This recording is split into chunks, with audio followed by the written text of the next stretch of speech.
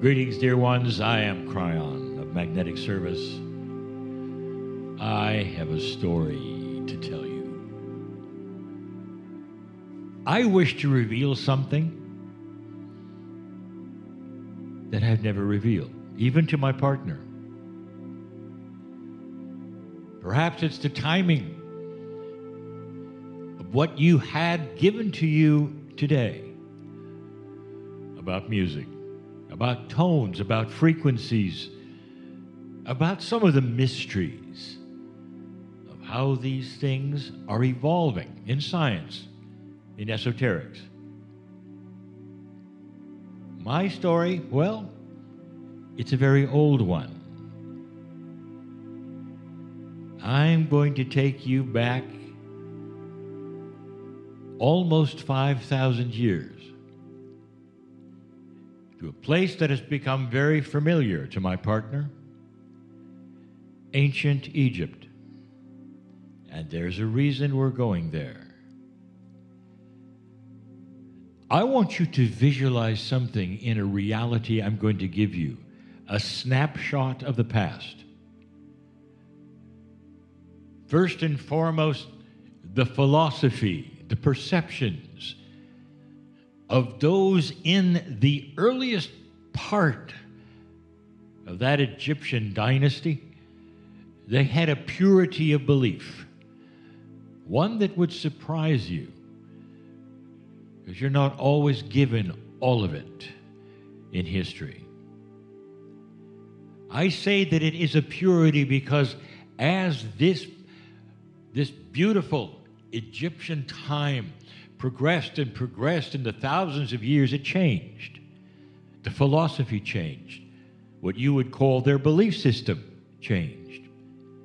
Not just with the conquerors, but with other pharaohs who decided to stamp their own ideas upon it. And you can see that reflected even in the hieroglyphs over time. How they built their temples and what they did and what they considered to be sacred or not over time shifted and changed. So we're talking about the early days, as early perhaps as the 4th dynasty with a pharaoh called Khufu. Khufu. This is not the way it sounded in the Egyptian tongue. It's as close as it gets.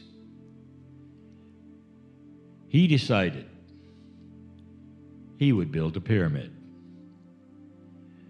Unusual it was, for most of the tombs were underground. And that would be the way it was from then on, for the exception of the few. But he built a big pyramid, the biggest pyramid. And when he was a younger man, it began, and he had ideas of what he wanted to do there. Let's talk about tombs in general. All through Egypt, especially in the early dynasties, did you know that they believed that anyone could go to the other side? Not just pharaohs, not just royalty. Everyone goes to the other side. However, included in that was a scenario of how you get there and perhaps how you present yourself or how you prove that you are worthy. And of course, the more you can take with you, the better time you'll have when you get there. And this is why when you open some of the oldest tombs in the Valley of the Kings and the Queens, you'll find the accoutrements that they wanted to take with them. One of the most famous, perhaps, the Tutankhamun, the boy king, Tut. When it was opened, you got to see the original intent. There it was, the chariot, the boat that would carry him across the river, all of the riches he would need to survive as a wealthy on the other side of the veil. And that was the intent. All over the walls, you'd find in the tombs the story of the one who was there, what they had done, the the gods that they had pleased and talked to. It was all depicted on the walls. Hieroglyphs, they tell story after story. Perhaps the king's relationship to the giver of life, the Nile, all on the walls. The story of what was accomplished. And it didn't need to be a pharaoh. There were tombs discovered way later, just of wealthy individuals with the same philosophy. You put on the walls who you were, so that when you got to that place where decisions were made, they could see your life. That was the idea. That was the philosophy. Today they opened the tombs. They realized they were all done in glorious color, something you don't often see. Beautiful they were. All to honor the one to get to the other side with the most, with the proof that who they were. And some of the tombs were quite large, almost all underground, but not Khufu. You see, he had an idea based upon what his advisors said, based upon the philosophy they had, an idea I have never told you about, and today is not understood. Here you go.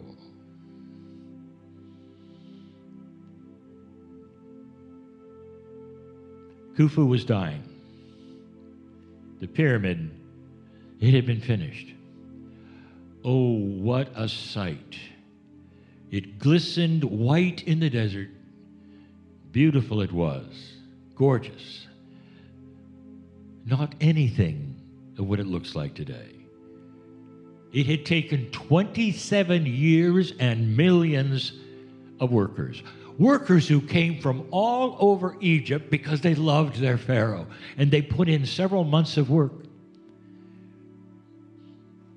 Accommodations around the pyramid that you can still see were built for them there, so they could spend their time there in comfort. They were fed. And they gave to their Pharaoh and their king the work that the architects had put together for the building of the pyramid. It was done. Khufu was sick. He was dying, and they knew it. And so the preparations began for something I've never talked about, something you won't find in the history book. And it happened.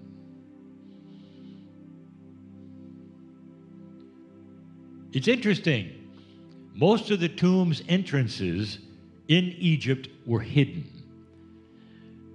They hide them because they don't want the grave robbers later in history then to disturb all that went into preparation. But this pyramid, oh, it had a really big door right on the side. Huge.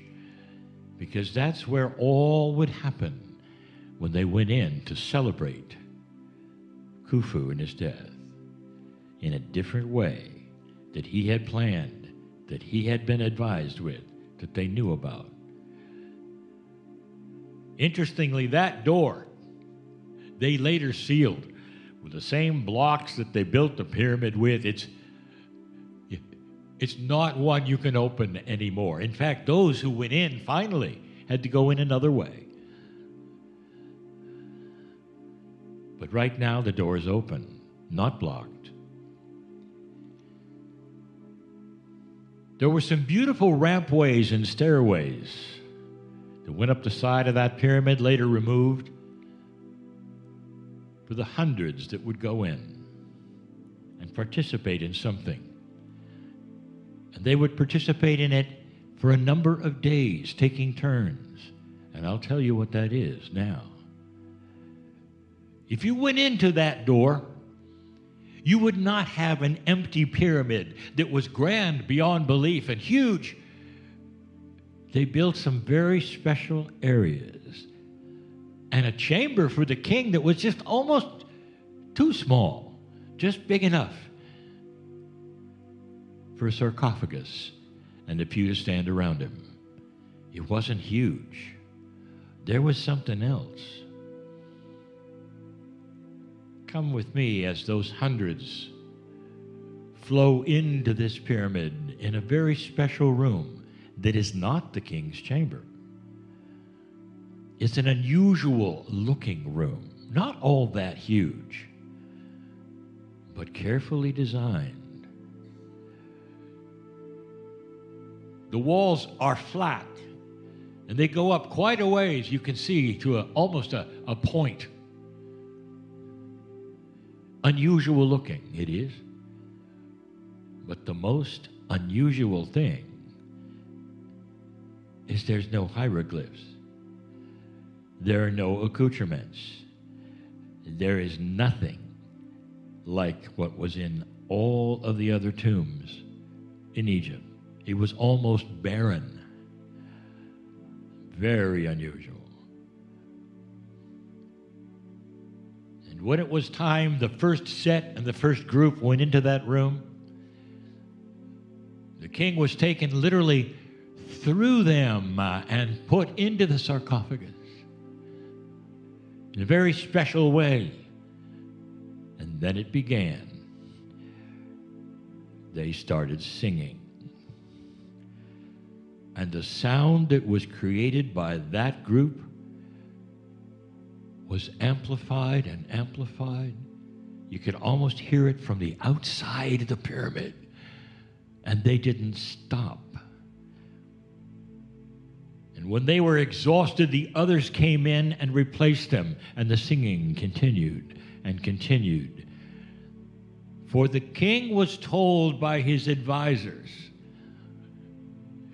that better than anything that he could carry with him or write on the walls, he could be sung to the other side by hundreds for days, and he'd go right there.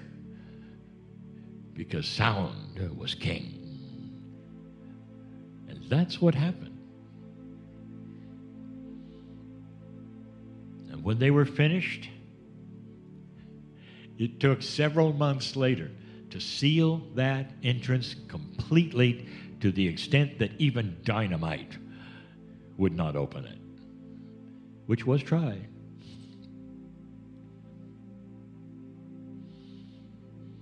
Now, let me continue the story. Over 5,000 years later, when my partner Lee first went into that pyramid, odd it seemed to him. He expected something grand. He expected hieroglyphs. He expected so much more. It's a puzzle. It's a puzzle to every single visitor or tourist that goes into the grandest tomb of all and finds almost nothing. The rooms are small, except one. Those that in the early days finally made their way into that pyramid and dug the tunnels that they needed to get into it and crawled up the ramp they needed to get to in the place that things started to open up, and there was a chamber with very smooth walls in a cone way that you could see going up to the ceiling. Very high it was. And there were no hieroglyphs. My partner did something he could do, for he was the leader of the group, and he took the guide who was there with him. The guide was a senior, a very special guide, one that he had gotten to know and they loved. And it's a guide that told him something. And he heard something. This particular guide, like no other guide in Egypt, who knew what he knew even before the university started teaching it, he said, the hieroglyphs in the tombs are meant to be sung. Oh, who told you that? This guide says, I sing them. I know the tunes. And I said to him, what is this room all about? He looked around because he didn't want any of the other guides to hear him say this. Not that he was afraid, but he didn't want to offend those who had gotten their degrees from the university and were told what to say. And he looked at my partner, and he looked up, and he said, "Well, I believe it had something to do with sound." Then my partner started to look at it a little closer. My partner was an audio engineer. In the days before digital, there were things that were necessary to build in studios in order to amplify sound in a beautiful way, to add echo, ambiance. So special rooms were built, and he had built one. My partner had built one in his third studio. As you looked at this place in this pyramid and you looked up, there were nodules on the walls, and he laughed because he realized this was the sound design he had to use to build an echo chamber. Non-parallel sides, make them as flat as possible, install the nodules to keep certain frequencies from amplifying. All of that was there, all of it. About sound, indeed. Indeed. Today, for those of you who go there, look for that. Look for something so unusual. The biggest pyramid of all, the biggest tomb of all, with no hieroglyphs, where they didn't really find much of anything to go to the other side. And instead, they found a sound chamber where Khufu was sung to the other side. What do you think about music? What do you think about sound? I will end this channel now with only one statement. Please listen to the channel that you got earlier today to understand this statement. And here it is. Egypt is one of the very few societies or cultures known to use base 12. They knew about it. They knew all about it. Dear ones, I give this to you freely in a reality, hopefully, that you can carry home to understand what might be coming. The discovery of frequencies, sound, music that no one really expected. I'm crying in love with you all, and so it is.